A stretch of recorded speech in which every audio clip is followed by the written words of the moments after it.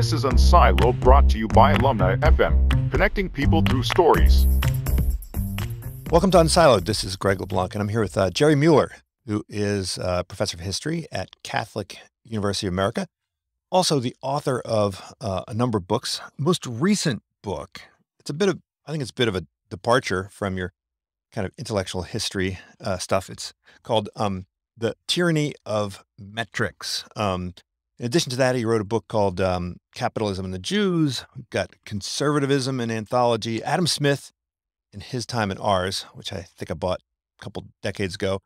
And this one right here, The Mind and the Market, which is really kind of a real classic, walking through all the different ways that certain thinkers have approached what the market's all about and how it's impacted culture and society. It's really very, very interdisciplinary.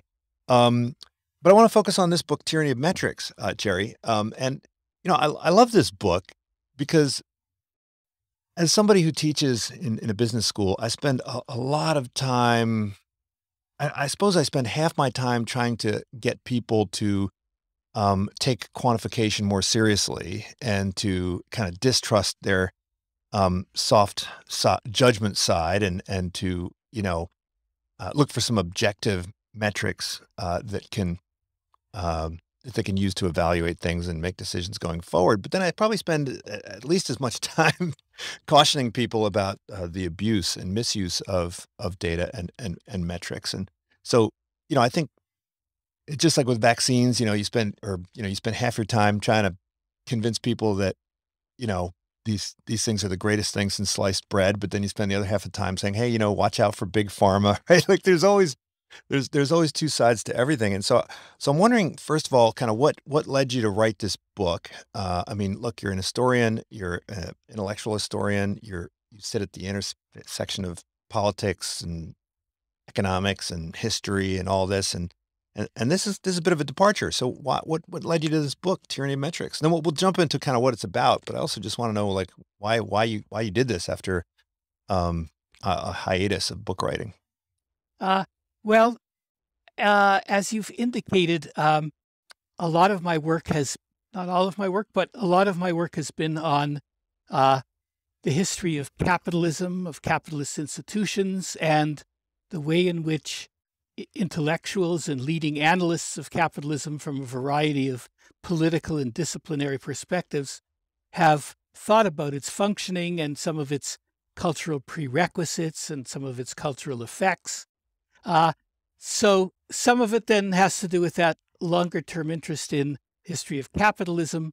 From the work that I did on conservatism, there's a number of conservative thinkers in that book, like Michael Oakeshott and Friedrich Hayek, who were very critical of what you might call scientism. That is the notion that you can take the methods of the natural sciences, which are very much focused on math and data, or the mathematical manipulation of data, and apply them directly to the human sphere.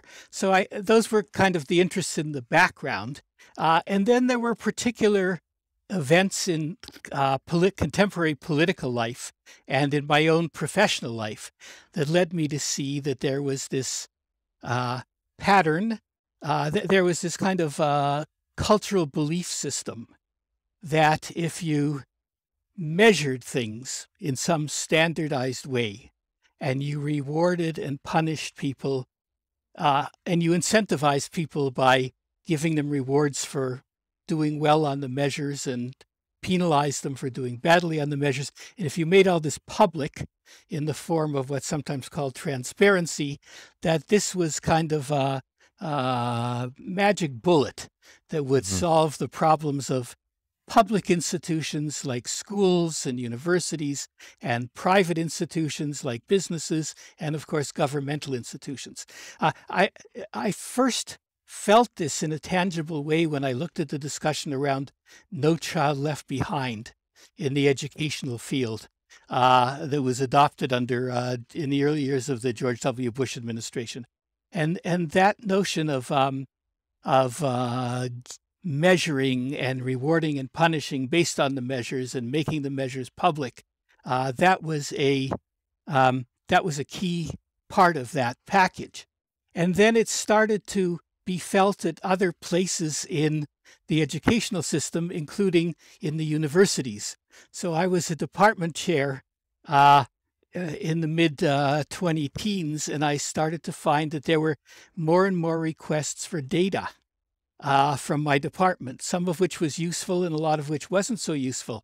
And then I tried to find out, and one of the curious things was the people above me in the hierarchy, like the provost said, when I asked him, why do we need all this data? He said, we don't really, or I don't really know, but the Department of Education wants it, or the Association of Universities wants it, the accrediting agencies.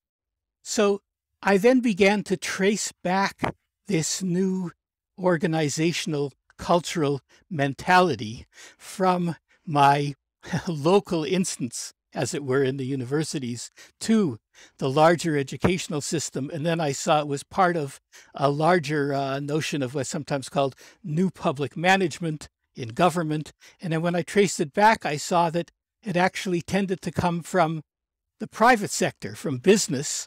And within business, it tended to come from business schools and business consultants. And there's a room full of popular business books that assure you that if you use this formula of standardized measurement and reward and penalization and so on, that you're going to improve your business and so on. So I was struck then by the kind of ubiquity of this organizational culture. And as I say, my earlier work on the history of capitalism and on the history of conservative public policy analysis led me to a certain ingrained skepticism about the utility of these methods. And we can talk about the substance because they obviously do have some utility. I'm not against measurement and not against metrics per se, that's for sure. But it's the, as you indicated earlier, it's the one-sided use or misuse or abuse of this phenomenon that I'm concerned with in that book. And that book was actually, it was suggested to me by my editor at Princeton University Press, Peter Dougherty, who's done a tremendous amount to bring economic knowledge to wider audiences in an interdisciplinary way. And so he told me I should write it. And once I decided to write it, then I started to read in a wide variety of fields, some of which I was already familiar with, and some of which, some fields of motivational psychology and organizational behavior and so on, were relatively new to me, but I got up to speed, as it were.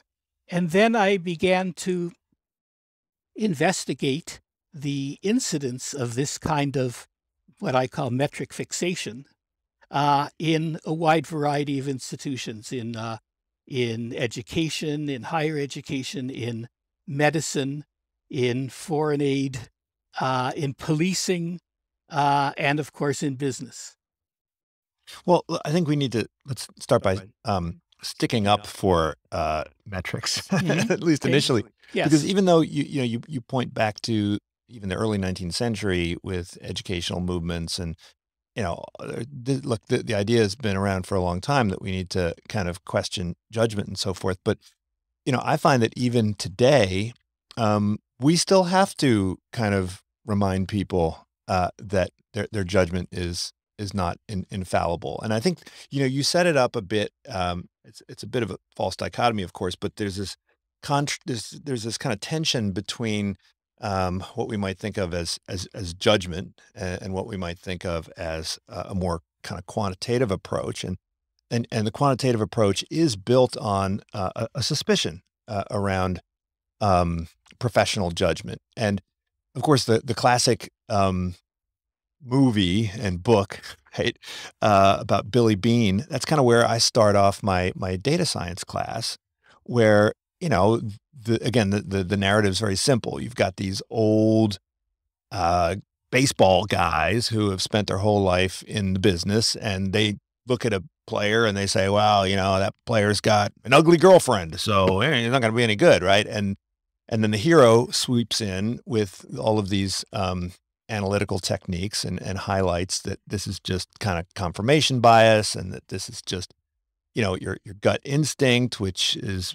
built on kind of messy theories that haven't been tested, and we can apply some rigor. And, and this has really opened up a lot, right? I mean, we can do all sorts of things with data science and with machine learning and with, a rigorous analytical approach to things. And I think, there are still tons of people that need to be convinced of that. And then you also highlight that, professional judgment is sort of the hiding place for all sorts of, biases and, racism and everything. And that's sort of why, we moved towards using standardized test scores to kind of get rid of all the, and now we're seeing we're actually seeing a move back here at Berkeley. We got rid of standardized test scores, and we're using this like holistic admissions system, which a lot of people think is just a way of bringing kind of, the old boys system or racism or whatever right back into the, so, do you really think that business, do we really think we're spending, we've gone too far in that direction, or there's still plenty of opportunity for, questioning judgment? How do we strike that right balance between, respect for judgment and skepticism around judgment? Right. So first of all, I should say, as I mentioned earlier, I'm not against measurement, and I'm not against standardized measurement. There are many cases where measurement is absolutely essential, and many others where it's desirable. And I'll get back to the issue of measurement and judgment in a second. But let me say that, for example, in terms of standardized test scores for getting into educational institutions, contrary to what you sometimes hear, a lot of studies, and actually my experience too, shows that those standardized test scores are actually very useful in determining who's likely to be successful in higher education. And eliminating them does discriminate against the more talented. So that's a case where I think standardized test scores, they shouldn't be the only thing that are taken into account, but they should play a very heavy role. And in terms of data science and that sort of thing, again, it can be very valuable. It depends on a couple of things. The kinds of metrics that I refer to, the kind of problem that I refer to as metric fixation, is when you use standardized measurement to replace judgment, and then pair that with the notion that since people respond to incentives, you ought to penalize them when their metrics are low, and you ought to reward them when metrics are high. That creates a whole different dynamic than if you're measuring some process where people are not rewarded and punished based directly on those metrics. So if you're looking at, something like how many people are buying some product or customer satisfaction or what have you, or many other areas, obviously, or it seems to me obvious that metrics are very useful, and data science can be very useful in that regard too. To take a slight detour back into baseball, which is where you began, and which is an area in which I'm not that interested and not that familiar, but let me give you a couple of insights that I've gleaned from my reading on this. There's a book that came out recently by a scholar at Carnegie Mellon, his name is Phillips, about the use of metrics, history of the use of metrics in baseball. And it turns out that actually scouts always did use metrics, a crude kind of metrics of their own. But what's more interesting to me is what's happened to professional baseball since the sabermetrics revolution that you refer to. And namely, there's been a decline in interest in baseball. And here's essentially what happened. So everybody cottoned onto this sabermetrics that you had to measure everything that the batters did and so on. And one of the things they figured out was it was more efficient in terms of scoring to try to score home runs rather than hits, rather than singles or doubles or triples, right? And to do that, they trained batters to use this kind of launch angle, which has to do with the angle at which the bat hits the ball, that makes it more likely that there'll be a home run. And so first one team did it, and after a while, of course, all the teams did it. And the result of that for Major League Baseball, as I understand it, is there are more home runs, there are fewer singles, doubles, and triples. So there are fewer people running around the bases. It's more a case of either a home run or a fly or something like fly out or something like that. And as a result of the metricization of the game, it has become more standardized and hence less exciting and more boring, and fewer people are watching it. So this is one example of where metricization seen in the large could actually be counterproductive. That's not typical of many other institutions, but happens to be the case with baseball, which gathered so many people's attention. Well, there's actually two things going on there, right? One is, a failure to clarify what your objective function is, right? So is your objective to, win games, or is your objective to please fans, right? And those things might be different. And they might even be at odds with each other. Yeah, they may be. And even if your objective is to simply win games, the other problem, and this I think is one that you really highlight, is this idea that, if you can't measure it, therefore, you can't control it, therefore you should kind of ignore it, right? And I think with Billy Beane, they could measure pitching and hitting because they had good metrics for it, but they didn't have any metrics for fielding. And so they just kind of ignored it. And as a result, they had terrible fielding because the only way to evaluate, at least at that time, was to, rely on something that was a little less precise. And so I think one of the things that you're emphasizing is that, there's a lot that we can't measure. And so, if we can't measure it, then we do have to cultivate good judgment. And if you're de-emphasizing the judgment aspect, then there are going to be entire domains where you're going to wind up, failing. Yeah, it's the problem that we call measurability bias. That is the tendency either to only consider the things that you can measure and to leave out the things that you can't. I'll say a bit more about that in a second. Or to measure the things that are most easily measured, even if they're not the most relevant. That's the drunk in the lamppost problem, right? Yes, right. So, one of the problems with measurability bias is that if you measure things and you have standardized measurement and you reward and punish people based on those measures, then a couple of things can happen.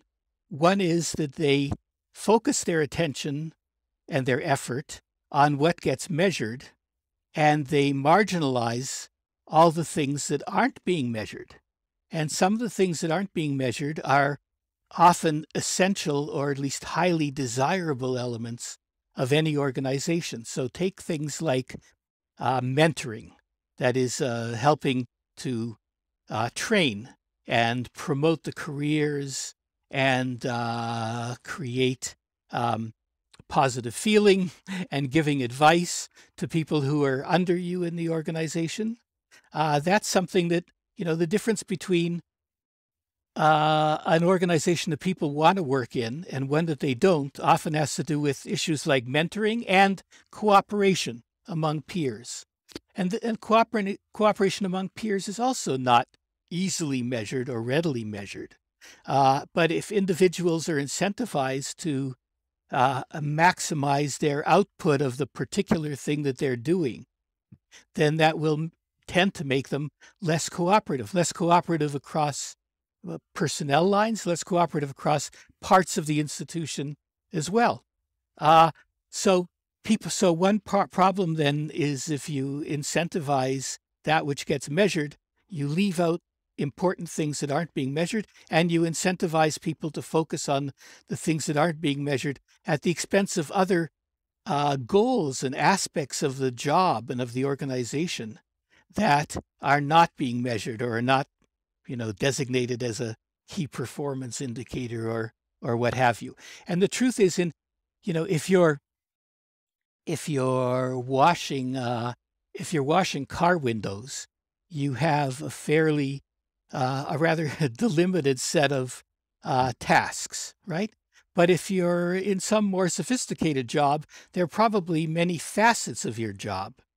And if you're in a managerial position, there are many facets of that.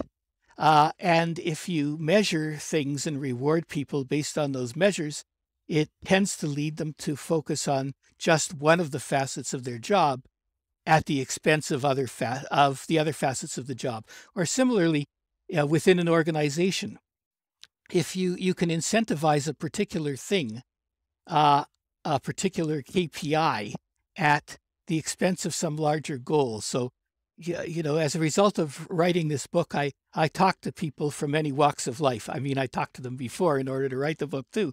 But recently I was talking to a physician who told me about an emergency room system where they were told and they were incentivized that in order to try to ward off sepsis, yes. They had to give antibiotics to patients coming in as soon as possible. So there was a metric according to which the emergency room was evaluated, time to antibiotic, right? From the time that the patient walked in the door, how long did it take to give the antibiotic? So as a result, every patient that came in, they gave antibiotics to. Now, there are some patients who had conditions where antibiotics was counterindicated, right? So in order to maximize the narrow measured metric, you actually do something that may cause harm and may be at odds with the goal of your organization. That's just one example among others, but it typifies the problem, I think.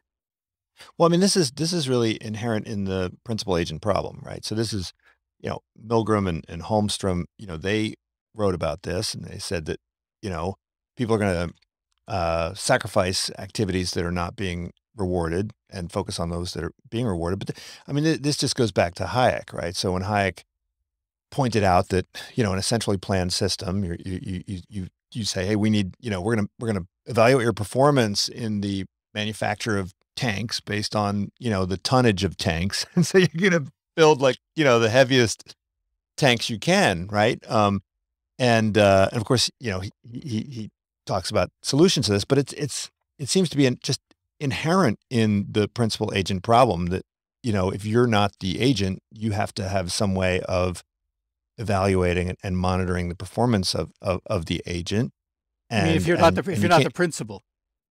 Well, if you're the principal, you have to figure out how to evaluate the agent. So you come up with some, you know, you don't have complete visibility, so you have to kind of come up with some metric. And so, you know, is this just an argument in favor of, you know, investing more resources in developing, you know, more comprehensive metrics as opposed to being kind of lazy about it and picking a simplistic metric? I mean, take evaluating faculty, right? I mean, if you're evaluating based on the number of publications, or you're evaluating on the basis of, you know, say teacher evaluations, or, you know, some very simplistic thing, you're obviously going to miss a lot of what's important. But couldn't we just come up with a multi-factor metric, or a metric that has, okay, we're gonna count not just the quantity of publications, but the quality of the publications. And we're not going to focus just on, you know, your publications. We're also going to look at your mentorship, and we're going to have, you know, this massive scorecard with, you know, 50 different items that we've thought up. Right. So places, of course, try to do that as they become aware of the limits of a particular metric or a particular narrow set of metrics. They try to expand the number of metrics. So there's a problem with that too. And that is, the more metrics you have, the more employee and management time is being put into measuring as opposed to doing, right? And especially since good metrics require input from the practitioners themselves, because they're actually more likely to know what's important and what's not. So it's good to have their input, but again, that takes some of their time. And so there's a real tension between doing and measuring and coming up with the metrics and then producing the metrics and then analyzing the metrics. And this is where judgment comes in. That is, those sorts of qualities that have to do with training, experience, and talent. And talent is this sort of thing that probably they don't like to talk about that much in business schools, because it's not something that's easily quantifiable. It's not something that's easily teachable. It is something that after a while is recognizable. But talent, a good part of judgment then has to do with knowing how significant a particular factor is, how significant a particular metric is, how important that metric is, and what that metric leaves out. And that's why it's my contention anyway, that part of judgment has to do with a kind of deep immersion in the particularities of the activity that you're involved in, the particular economic sector, the particular kind of company that you're in, the particular kind of university that you're working for, because they vary a lot too. And there's this tendency, again, business schools and managerial culture have played some role in this, to say, well, we'll train managers and they can go from one company to another and one sector from another. And when they do that, it means they tend to have less deep, particular knowledge of the institution or the sector. And so how do you substitute for that? Well, with standardized metrics, right? And again, I can't say it often enough. Standardized metrics do have a positive role. They mitigate against various kinds of prejudice and against some kinds of biases. But when you put those metrics together with reward and punishment and transparency, you often get all kinds of dysfunctions. Right. So accounting, for instance, is really the whole point of accounting, is so that the complexity of what's happening on the ground is simplified so that you can evaluate it, right? And so the higher up that you go in the organization, the more kind of abstract the information has to be. And then, ultimately you have a manager who can run a consumer products company one day and a, financial institution the next day. And they believe that, the dashboard that they're looking at is kind of telling them more or less similar things, or somebody who's analyzing a stock can kind of float from, stock to stock and have some sense of what's going on. But I mean, isn't this really fundamentally about, humility, right? I have a colleague who says that if you ever offer an answer to a question without a confidence interval attached, then you should be guilty of malpractice, right? And in other words, like knowing it's not about, you can never know everything. So it's about knowing the limitations of what you know. And I think this is not just limited to the social sciences or to management. I mean, you see it in the natural sciences, right? Where, people have a statistic and they don't understand the limitations of that statistic, right? Whether it's, coronavirus crisis, we could talk all day about that. But I remember, probably 30 years ago, there were people that would say, oh yeah, breast milk, it's fat and carbs, that's it, right? Because they didn't know anything about the biome or anything like that. Right. But all you have to do to tack on the end of that sentence is like, so far, this is what we know, right? Like, and as long as you at the end of every sentence, you say, there's probably a whole bunch of other stuff that we have yet to discover, then that's automatically going to kind of cause you to kind of behave differently with respect to that information. So isn't this just an argument in favor of intellectual humility? Yeah. So let me tackle it in two different ways.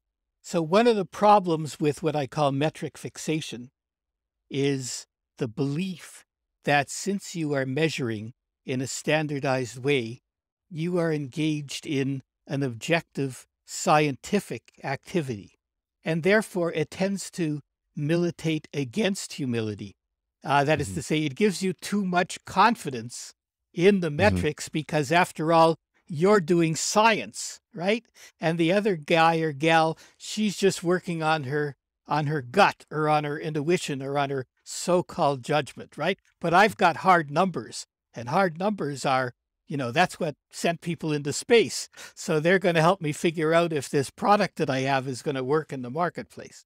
So on the one hand, you're right about humility, and one ought to have humility about what standardized measurement can measure.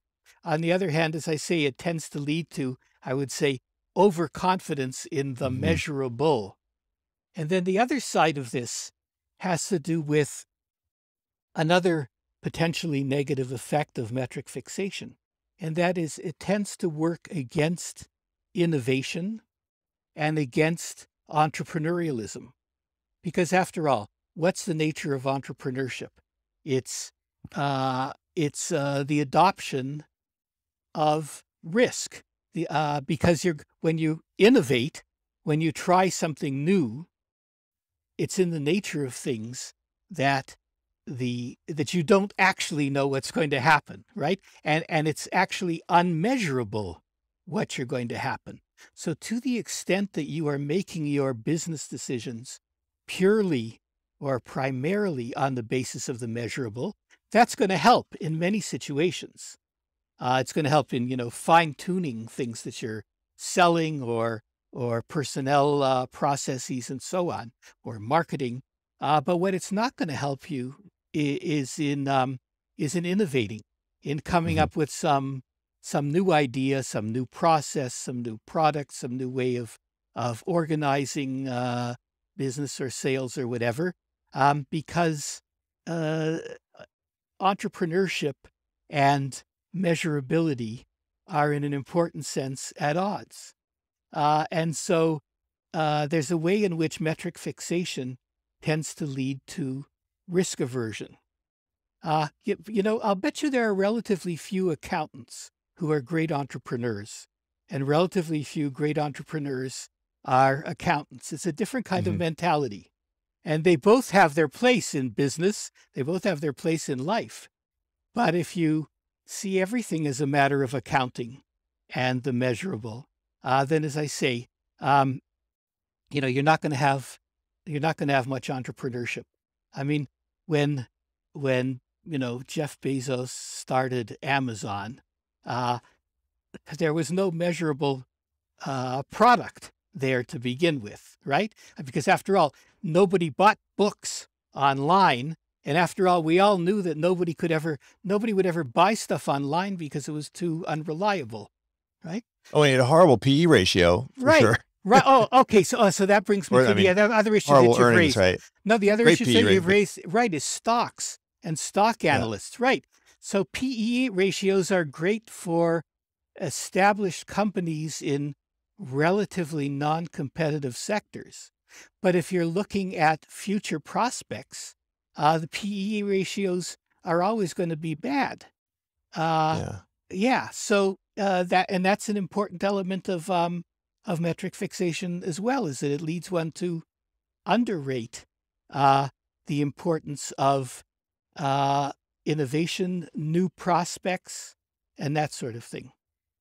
Yeah, so I used to teach finance a lot. I mean, I found the financial methods that you learn in business school are less and less relevant when you're talking about industries that are in constant turmoil. So I remember when it must have been 20 years ago when I was teaching finance, someone asked me if they should take finance class or golf class because they conflicted. And I said, well, you should take the golf class. But now they ask me if I should take the finance class or the strategy class. And I said, well, take the strategy class because, if you're trying to evaluate a company using traditional financial metrics, any new company is just simply can't use it. It doesn't make sense. So the metrics are actually more, I think you're going to be more able to use metrics in an environment that's stable, in an environment where over time you can start to pick out patterns and start to develop techniques for measuring. You start the book with with a reference to The Wire, which a fictional world, which is not too far from where you are right now, and is barely fictional. And you talk about, juking the stats. And I remember I like to reference that example in my class also. And I think this is a great example of what you call, or you refer to both Campbell's Law and Goodhart's Law. And I was wondering if you could tell us about those laws, and then we could talk about some great examples of it. Right. So they're both variations of the same notion, which is when you have some measurement that is used for reward and punishment, it becomes unreliable. That's what it comes down to. I think that was the form in which Goodhart developed it. I've forgotten Campbell's exact formulation, but that's the thrust of it. And that happens for a variety of reasons. One is for the reasons we've already talked about. Another reason is because people, and this is where juking the stats come in, people game the metrics.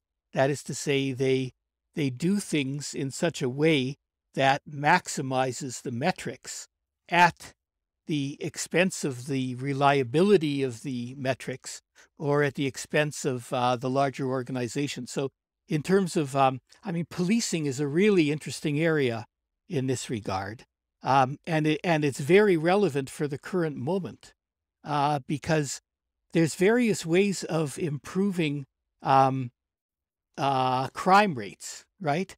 Or crime solution rates. One is simply when a crime gets reported to the police, when somebody calls in a crime to the police, whether or not the police actually write that down and report it is the first step in which the statistics can be juked, can be played. The second step is how you classify it. So whether you classify a particular crime as a misdemeanor or as a felony matters tremendously. Mostly national systems of crime reporting are only looking at felonies, right?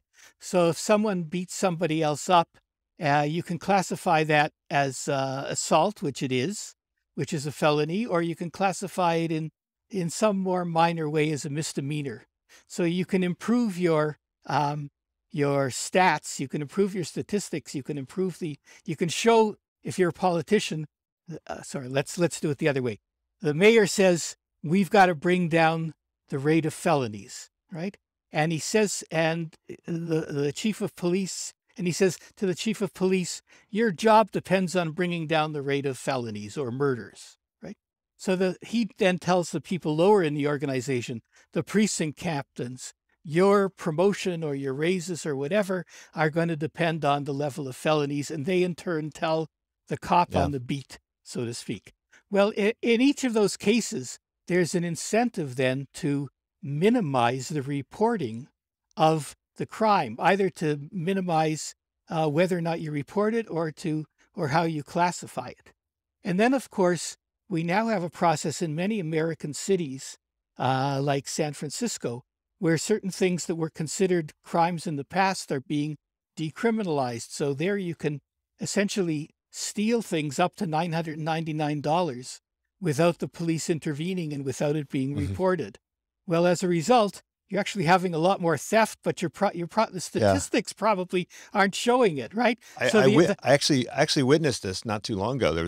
I saw a guy walk out of a store with a bag full of merchandise, and a police officer apprehended him, and after an argument, he forced the guy to give the stuff back, but then he just let him walk. Right. Like, wait, isn't that a crime? Right, and it's not going to show in the crime statistics, right? Right. So the attorney there, the city attorney, will say, look, our crime hasn't gone up, but if you run a Walgreens or you're a customer or whatever, you know that it has. So anyway, the whole area of policing. And what the phenomenon that we're referring to is by no means purely an American phenomenon. I mean, it happens in almost every country in which metrics tied to reward and punishment and transparency are used in the realm of policing. Yeah, actually, when I lived in D.C., a good friend of mine was murdered, and there wasn't any closure happening, and so the friends and family put a lot of pressure on the police, and so finally, they found some guy who was already, basically getting a life sentence for something else, and got him to confess. And I have zero confidence that that was the right guy. But they definitely got a closure stat on that particular crime. But you also talk about medicine, and medicine is an area which is particularly dangerous for this kind of metrics fixation. Example that I use in my class is this. There's this hospital in Redding, California. I think it was Tenet was the company that ran it, and they were like #1 in U.S. news for heart survival rates. After surgery, and beating Stanford. Stanford was kind of at the bottom of the list. This was at the first. So people were flying from all over the country to get their hearts done at this place. And then it turned out they were just giving heart surgery to fully healthy people, like teenagers coming in off the street with a skateboarding accident. They were telling them, hey, you need to get a heart surgery. And it was only when they tried this out on some lawyer that the lawyer said, wait a second, this doesn't seem right. And they uncovered, I think it was like a $2 billion settlement or something. But is the problem is that the U.S. News and these others, they don't, they don't understand the limitations of what they're doing? Or is it that the people who are interpreting the information, like the person who's actually seeking out heart surgery, doesn't understand that this metric is jukeable? Is the problem with the consumers? I mean, if everyone was savvy and everybody was smart and everybody understood the limitations of these things, then U.S. News and others wouldn't be able to make any money kind of, publishing them. Right. So first of all, the first thing I got to say is when you talk to physicians, and especially physicians that are involved in sort of risky areas like oncology and surgery and so on, they will tell you that this phenomenon is ubiquitous, of institutions engaging in what we sometimes call creaming, or individual practitioners engaging in creaming or risk aversion, whatever you want to call it, in order to improve their statistics. So this was first discovered when, I think about 15 or 20 years ago, New York and then Pennsylvania started the idea of surgical report cards. This was not done by U.S. News and World Report, which then moved into this area in the big way. But first it was being done by government, that surgeons performing certain procedures would report on their mortality rates after 30 days. And of course, the lower your mortality rate, the higher your rating was. And this was made public. So there was a tremendous incentive, a reputational incentive for the surgeons, which ultimately has economic consequences too, right? The better your reputation, the more people want to pay to come to you.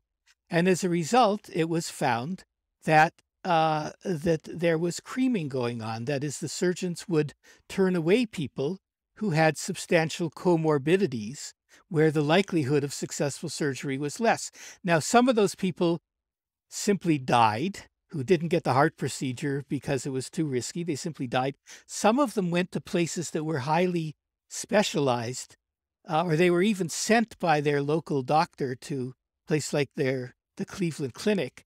And as a result, the stats for the Cleveland Clinic might look less good, but that's because they're doing really hard cases. And I think that's sort of analogous of what you're talking about. But this is much more ubiquitous. In my area, I was talking to an oncologist who told me that the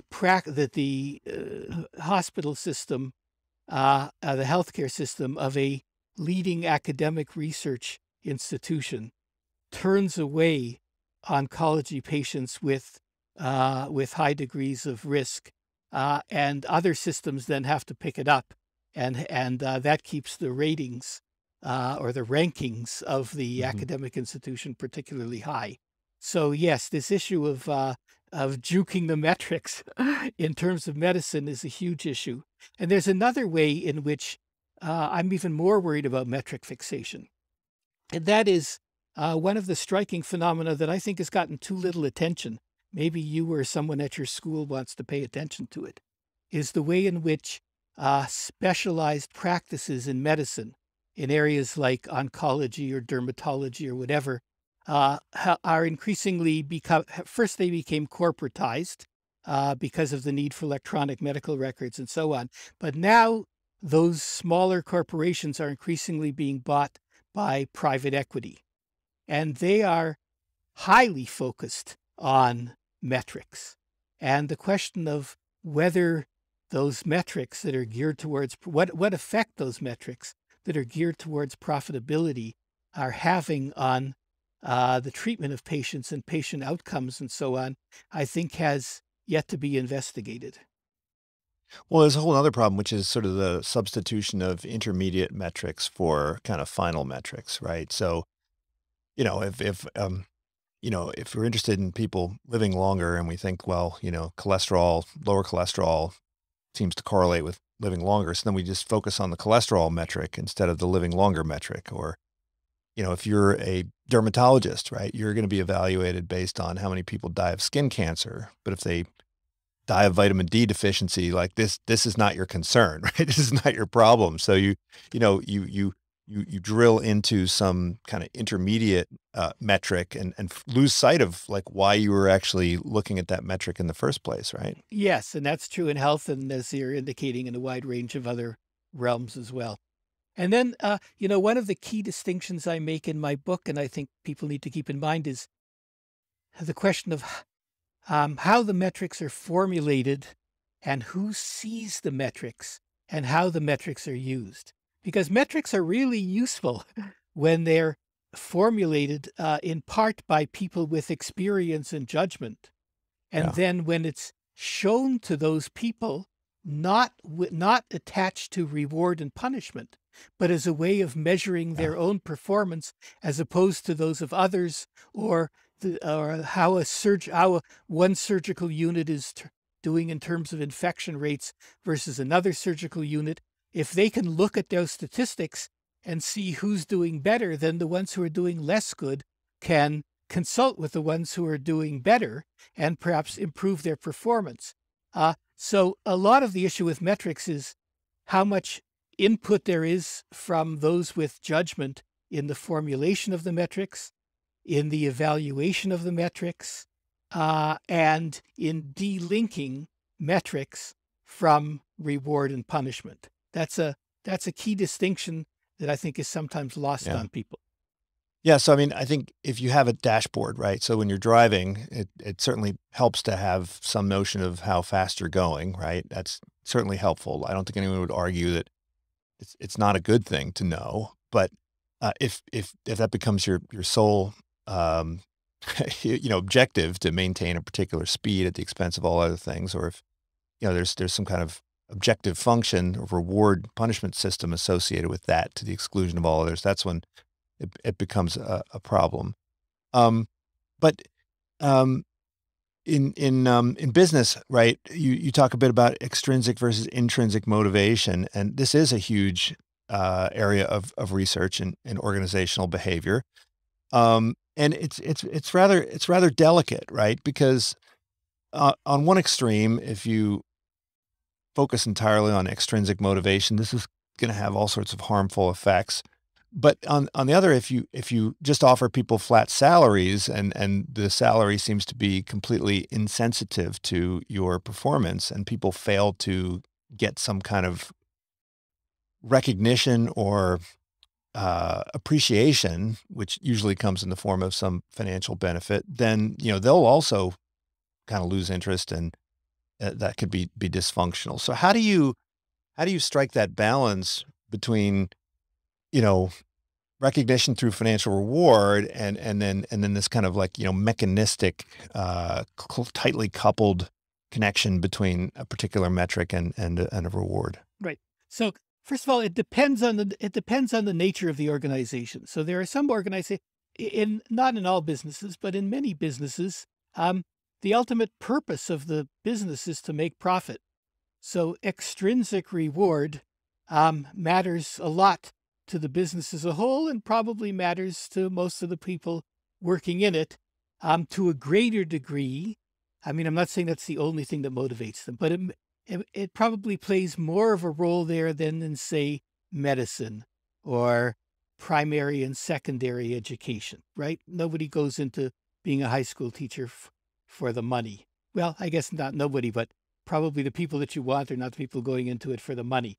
Whereas people Yeah, may it's go, kind of like blood donation, right? right, If you offer money for blood, you're probably not going to get the best blood, right. right? Now, when it comes to extrinsic motivation in the form of promotion or in the form of bonuses or salary boosts and so on, I don't think there's anything intrinsically, so to speak, wrong with that. I think it's absolutely necessary. The question there too is, to what extent do you rely on standardized measurement, and to what extent do you bring other considerations into the reward? So on the one hand, the advantage of standardized measurement, as we've already sort of mentioned in passing, is it tends to be a counterweight to prejudice of various sorts. And right? politics. And politics, right. If you can show that your output was X, that's genuinely useful in combating politics and prejudice. On the other hand, there are all these elements that are important in an organization that we've referred to: cooperation, mentorship, innovation, and so on, that are much harder to measure. And so I think a well-functioning system has managers who are making these decisions who combine metrics with judgment. Now, that's always going to leave room for, judgment always leaves room for mistakes, but metrics can lead to mistakes that can be highly misleading too. Yeah. So it's not, my argument isn't that in such organizations you should, try to do away with extrinsic reward. It's that you have to take a variety of factors into consideration.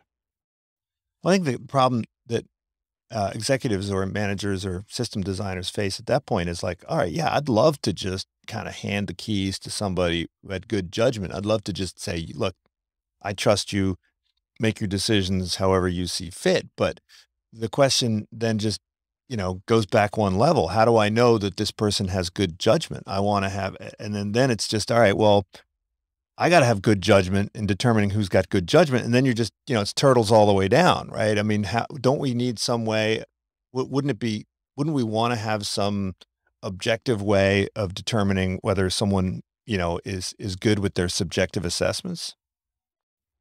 So there's a quasi-objective way of doing that, but it requires experience.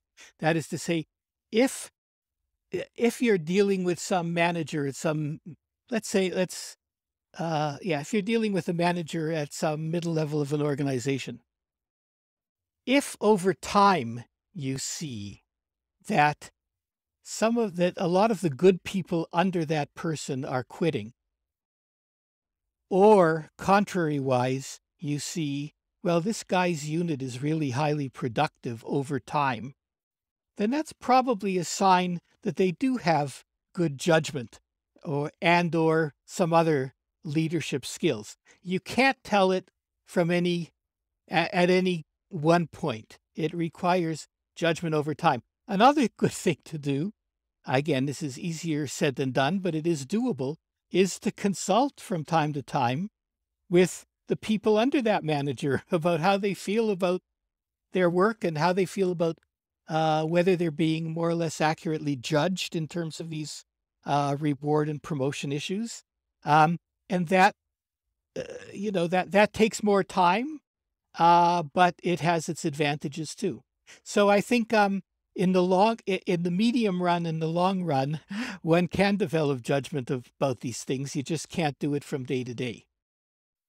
Well, let's talk about issues that are closer to home, right? In the university environment. And, I think that in addition to these metrics that are being applied to, say, professors and so forth, we also have these rankings and ratings of universities, and universities are chasing after these rankings and ratings, and we're all thinking about how do we game this thing? I mean, I don't think anybody's hiding the fact that they're trying to game these things. I know at my university we sat down and said, let's reverse engineer the algorithm and figure out, like, how do we make this thing work. And I remember my favorite example of this was a law school that once they realized that the budget per student was one of the factors that mattered, they just absorbed a bunch of research centers.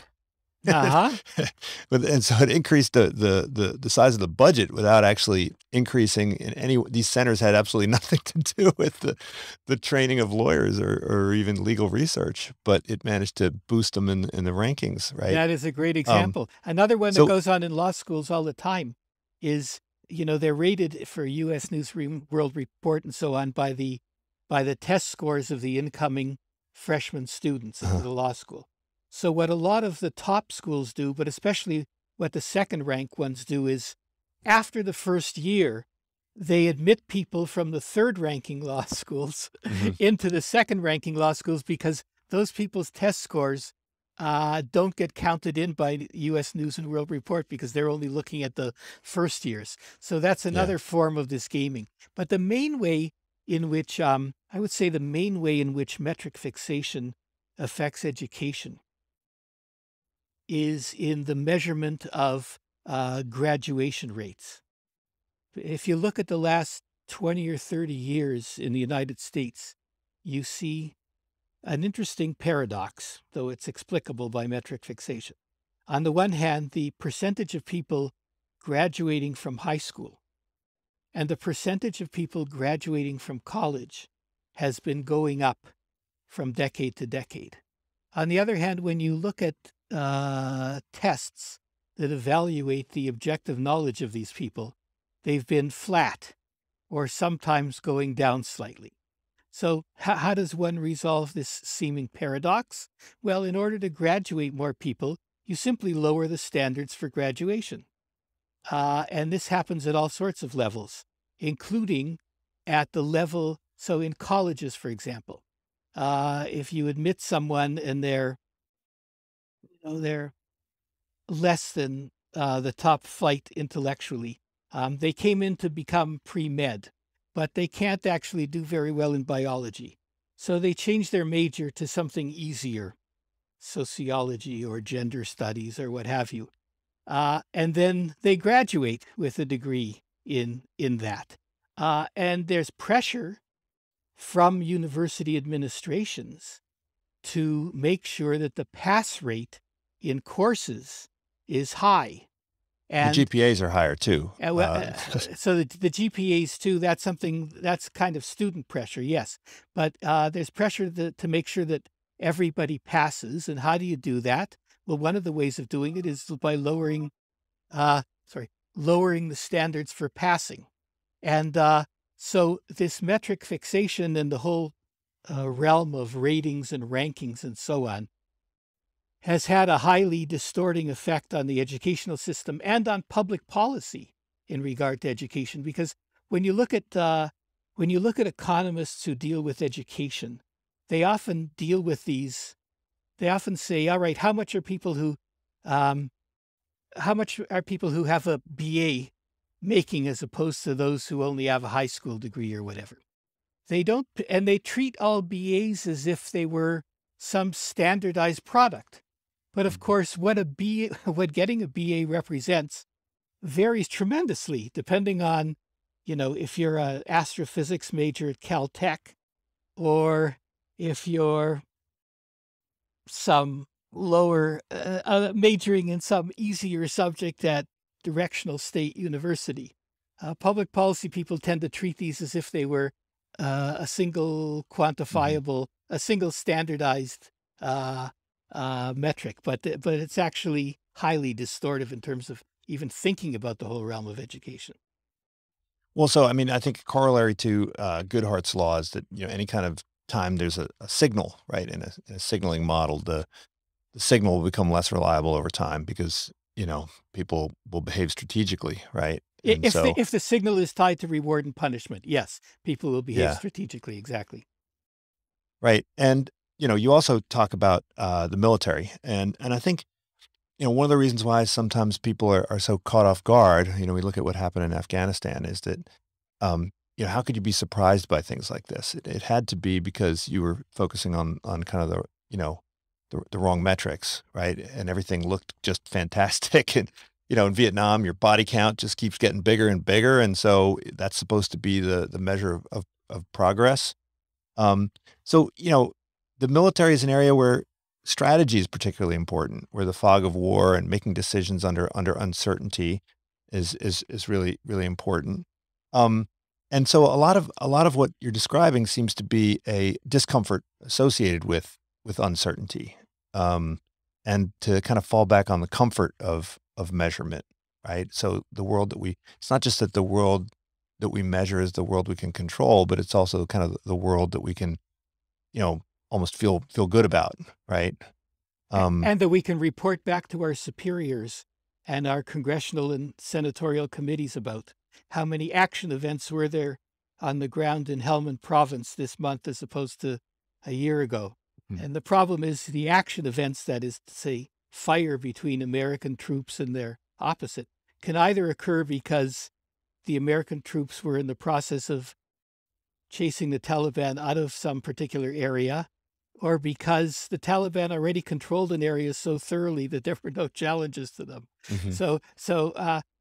You have a lot of the same problems that we've been talking about. That is to say, the desire for transparency, the desire for hard statistics that one can convey to the principals. In this case, the principals are, the people on the senatorial or congressional committees. They want to see evidence, and so the generals have to provide this evidence, and the commanders and the captains in the field or whatever have to provide that kind of objective, measurable evidence to their superiors and so on, and that creates these distortions in terms of what gets measured and the whole question of judgment about whether what's getting measured is actually what it actually means. Yeah. Well, toward the end of the book, you actually talk a bit about transparency, right? So a lot of this metrics fixation is driven by the belief that, by creating transparency, you create accountability. And in this part of the book, you talk about kind of the benefits of opacity, and you say, hey, look, just like anything else, there's sort of there's a happy medium, right? And there's costs and benefits associated with this. How can you argue against transparency? I mean, Brandeis said, sunlight is the best disinfectant. Democracy is supposed to be about open deliberation, right? In the darkness is where all the corruption hides. I mean, this is a rather provocative argument, right? That we need opacity, that we need to kind of do some things in the darkness. Yes. Talk a bit about that argument. Sure. So again, this varies from realm to realm. In the intimate realm, in the realm of marriage, say, do you want your spouse to know everything that you're thinking? And do you want to know everything that he or she is thinking? That would be perfect transparency. I'm not sure it would make for a particularly healthy relationship. In some realms, like the realm of intelligence, governmental intelligence, transparency is really the enemy of the goal. The goal is to gather knowledge in ways that those from whom you're gathering it, who are presumably your foes or your potential foes, don't know that you're gathering it. So if you make your results transparent, and the transparent results that indicate the means that were obtained, well, you're destroying the basis of the whole enterprise of intelligence. In the realm of government, in the sense of elected officials, as Jonathan Rauch has pointed out, there's a lot to be said for deals made behind closed doors. Because if there's no doors and it's all windows, and you see all the trade-offs that are being made, for every public policy issue, you have various constituencies that can mobilize behind a particular issue, and they don't want any compromise on their particular issue, and they may not see that in order to get half or 3/4 of their loaf, they're going to have to give up 1/4 of the loaf. And politicians sitting in rooms with either open windows or closed doors are going to face these choices between bargaining, meaning making trade-offs between their various goals and their various constituencies, and actually and seeming 100% loyal or orthodox to those particular constituencies. So Jonathan Rauch has made the argument that in this area of political decision-making, it's often counterproductive to have too much transparency. And the argument's also been made by, I'm blanking on his name, but it'll come to me, that when it comes to inputs in government decision-making, that is, to what degree should email chains or informational chains that go into the making of governmental decisions, to what degree should they be made public? So it's been argued, and I think quite rightly, that it's a bad thing to have those made public, because that means that people within government can't then give frank evaluations to their colleagues and their superiors about the advisability of a particular policy. Right. Everything's a performance. Right. Right. If it's going to get out or immediately get out. And by the way, that's true in regard to government. I think it's true in regard to a lot of private organizations too. So the transparent slackification of so many major corporations now, like Facebook and Google and Netflix and so on, I think is probably ultimately pernicious for those organizations. That is, complaints are voiced internally in Slack, and then they're made public, right? So that means you can't really have confidential internal discussions. And that's another example of where I think too much transparency can be a bad thing. So I was wondering if you could tie this back to your earlier work. You wrote a lot about Adam Smith, and I think, Wealth of Nations is probably a whole lot more popular and better known than Theory of Moral Sentiments. And I always find that, some people absorb the lesson of the one without necessarily absorbing the lesson of the other. And then even kind of, fast forward, you talk about Hayek, you talk about Marcuse, and you really seem at home with perspectives that some people might find to be directly in conflict, but I think you're able to kind of glean insight from all of them. Do you think that this book on metrics flowed logically from your comfort with seeing different sides of particular issues, your comfort with interdisciplinarity, and your comfort moving back and forth between maybe theory and practice here, having been both a scholar and an administrator for one? Yes, I think that's a very good way of putting it. In some ways, I've come to think of myself as a arbitrager in the realm of ideas. That is, taking ideas, concepts, perspectives that are well known in one discipline or well known in one political perspective, and making them available to people who are from a different discipline or a different political perspective. And I think that's quite illuminating. So, the whole Marxist idea of alienation in labor is a valuable conceptual tool. Not if you assume, as Marxists tend to do, that all labor under capitalism is alienated. And especially if you take their assumption that profit is based essentially on theft of the labor value of the workers, those are dubious premises. But if you look at the way in which work can be more or less oppressive, and under what circumstances it's felt to be that way, that's a really important perspective.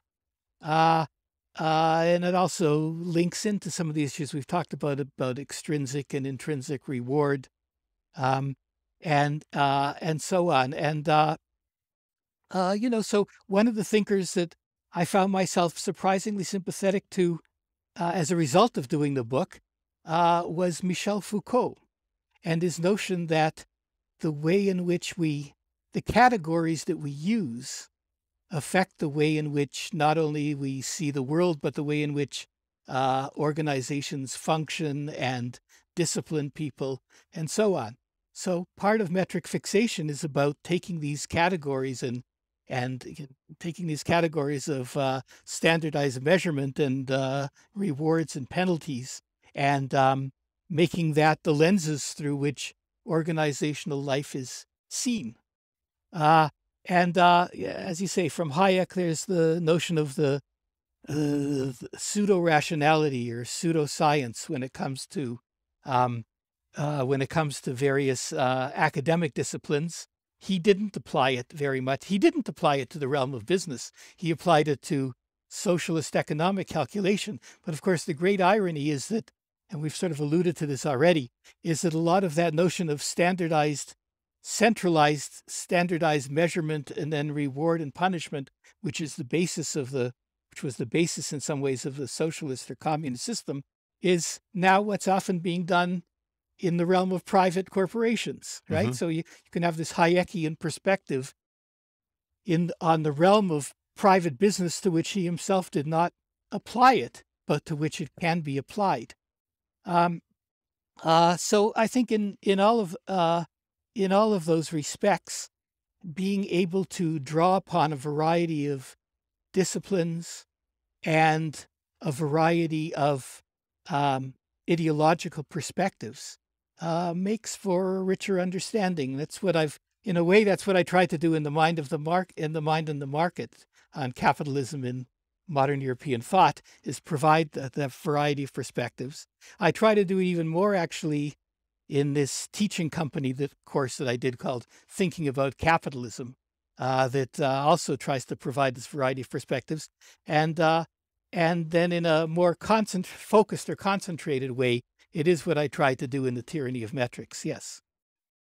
Yeah. So if good judgment requires the ability to try out a bunch of different metrics and think carefully about how to kind of, weight them, and then to, build buffers around them and be very careful about what you know and what you don't know.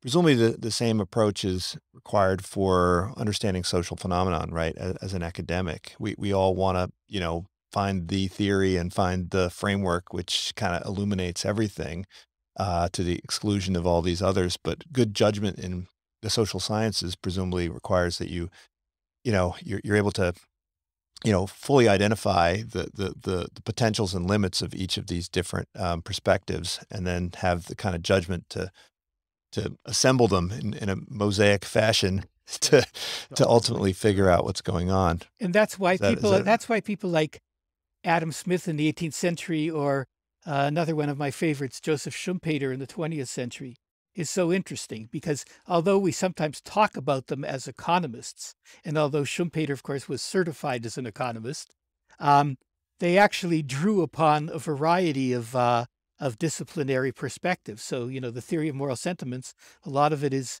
what we would call the realm of, it's between psychology and moral philosophy. It's how do we become moral?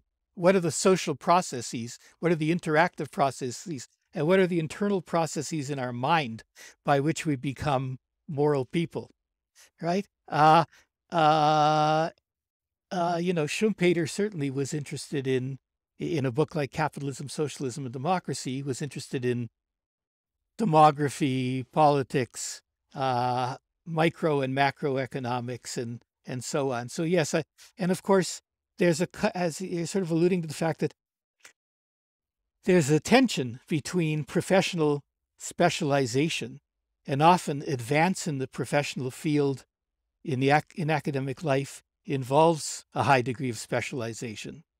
There's a tension between that and what you might call wisdom, which is having a broader, more holistic perspective.